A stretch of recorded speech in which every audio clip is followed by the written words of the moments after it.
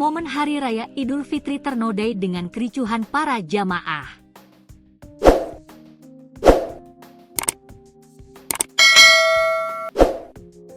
Inilah yang terjadi pada Hari Raya Idul Fitri 2025 di lapangan Karbosi, Kota Makassar pada Senin, 31 Maret 2025. Kericuhan ini dipicu bapak-bapak cekcok hingga nyaris adu jotos terjadi menjelang salat Id.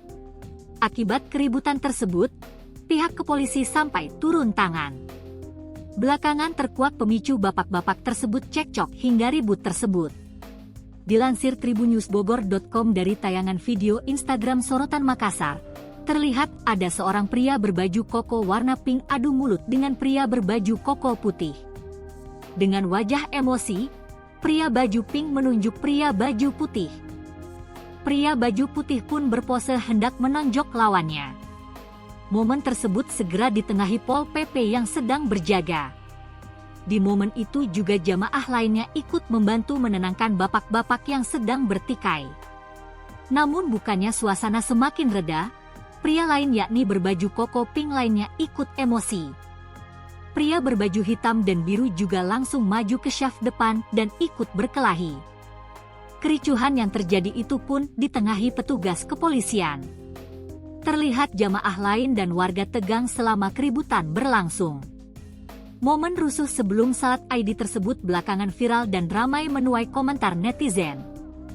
Publik dibuat penasaran dengan penyebab kericuhan tersebut. Hingga akhirnya salah seorang netizen yang mengaku ada di lokasi kejadian pun menjelaskan pemicu keributan di lapangan Karbosi tersebut. Akun bernama Afandi Pablo menjelaskan duduk perkara keributan jelang salat Id. Ada di barisan jamaah, Afandi menyebut kericuhan terjadi awalnya karena ada oknum panitia yakni yang berbaju putih menyuruh jamaah di depan untuk pindah ke belakang. Hal itu dilakukan karena kata panitia, jamaah di barisan depan menghalangi jalan. Hal itu rupanya tak diterima oleh para jamaah yang terlanjur duduk di syaf depan.